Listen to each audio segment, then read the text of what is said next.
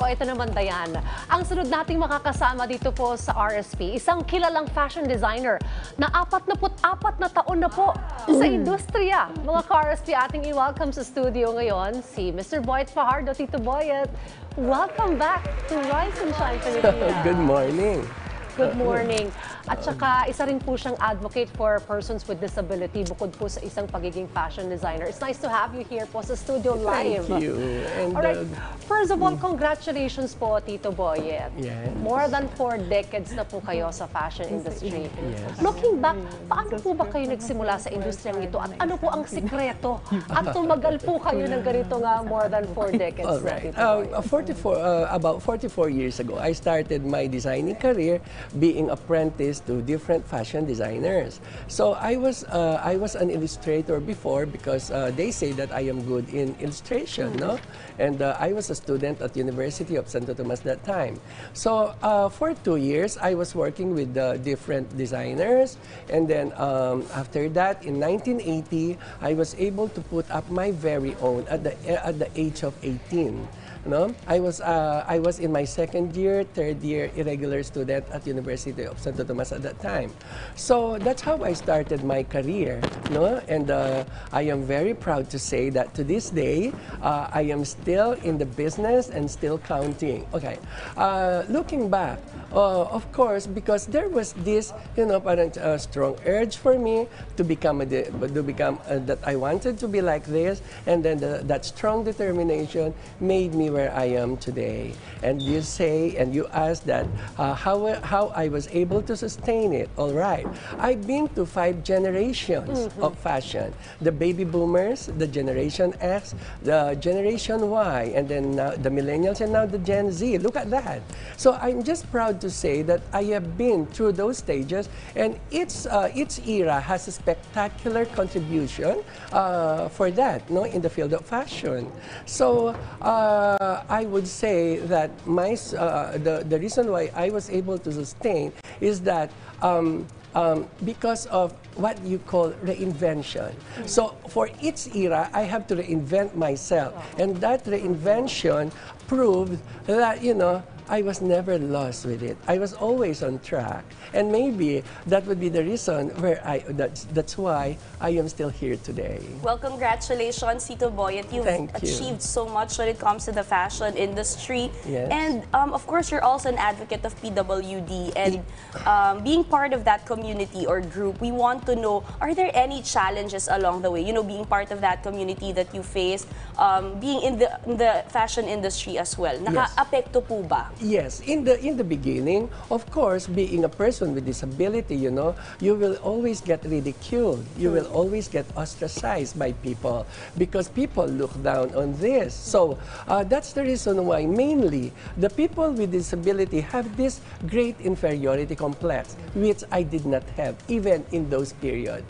What I have is that I believe that I am a children of God. I'm a child of God, and I know whatever is, all these things that is given to you is always being given to us. And I say it's even more because I think we are special in God's eye. And for that, about my work as a PWD, well, it never got, I was never got affected because to this day I still cut patterns, I still cut, yes, I still cut clothing, and that's what I said, being a PWD never got into my system because I believe that, okay, we have these physical parameters, but of course we have to fight for equality. And, now we have a other form of abilities, and I think we have to focus and to look on that. Hindi talaga hadlang ang kahit anong kapansanan para ma-achieve mo talagang tagumpay. On your personal capacity dito, Boyet, paano mo rin natutulungan yung ibang mga PWD na maabot din yung kani-kanilang mga pangarap na kagaya mo nagtagumpay sa napili mong profesyon? Well, I love that question. Yes, I would like to be an instrument, to become an instrument of my fellow PWDs to come out in the open and break all those barriers that, people put that division. And I am here to to open that division for my fellow PWD to to come out in their comfort zone and actively participate in life's activities, the mainstream of life's activities, no matter what career you are into, I guess. Okay, Tito Boyet, I know we're still in the midst of pandemic. When the pandemic came, Yes. many businesses closed down, and even the fashion industry, was greatly affected by it. Gusto naming malaman, anong storya yung nangyari po sa inyo? Kamusta po yung nangyari pagdating sa fashion industry? All your questions I really love.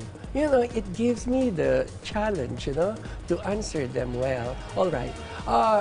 Being a Filipino, we are known to be resilient. Correct. And we have survived so many calamities. Am I correct? Yes. So, in that point of view, in that theory, I am, I am advocate of that. A resilient person, and of course a strong determination that I could still make it. Remember, we are into a cycle of changes, and that is life's pressure. So with those changes, I must say that all these things shall pass, and then I know in due time, the sun will rise and shine again. And for that, of course, there is hope in our heart and that strong determination to make it again. So that's how I look at it. Not because I could design something like this. No, it starts from within. It starts from the mental faculties of our mind. I love the optimism ni Tito Boyet Fajardo. Alright, pinaka-memorable milestone naman, Tito Boyet, looking back sa more than 4 decades mo sa industry nito, meron ka bang particular moment na talagang magde-define din ng iyong pagiging isang fashion yes, designer? when I was just starting into this career, it was my mother who really inspired me, because I saw her making clothes like that, and she inspired me tremendously. That's why maybe I followed her footsteps, and I realized that I would be into this field, and I am just so happy to announce that in 44 years, I think I am one of the, or I should say, I'm the only one left. In those malls, like, can I say, SM, Robinson?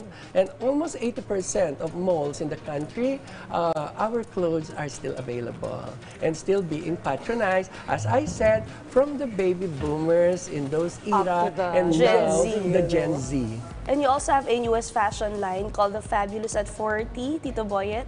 Would you like to tell us more about this? All right. That Fabulous at 40s. Remember, the 60s are the new 40s now, and the 40s now are in their 20s. So if you notice that the 40s women now tend to be more trendy, and that they tend to be more aggressive. Remember, in those era of the 70s, there was this fashion called, I was already a designer at that time, this musky pops. Maybe you don't know that anymore. Musky pops means musky paano. And I noticed, as I said, with all the cycle, history repeats itself. It's now being used again. How do I say that? Because you see women are very aggressive, and that they define their lifestyle. You see women now wearing formal clothes, and they wear rubber shoes. Isn't it? Correct.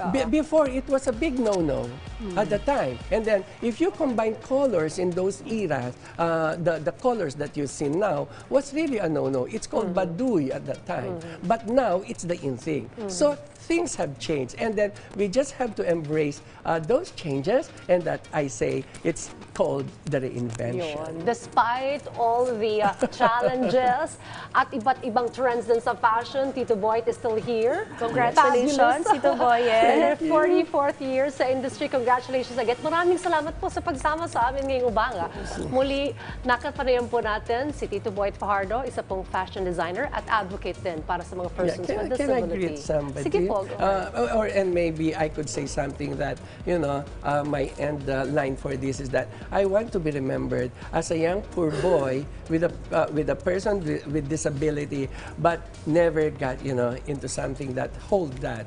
So I want to inspire people, not only the people with disability, but those people without disability as well. And look at me, may disability ako, pero I was able to make it.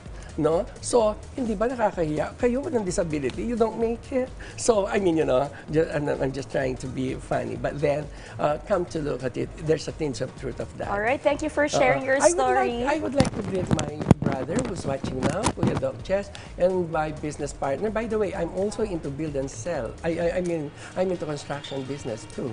So right. I would like to greet my business partner, Architect Rico, and this Ardemar team of engineers and architects. All right, thank you, Tito Oh my Boyet. Salamat po.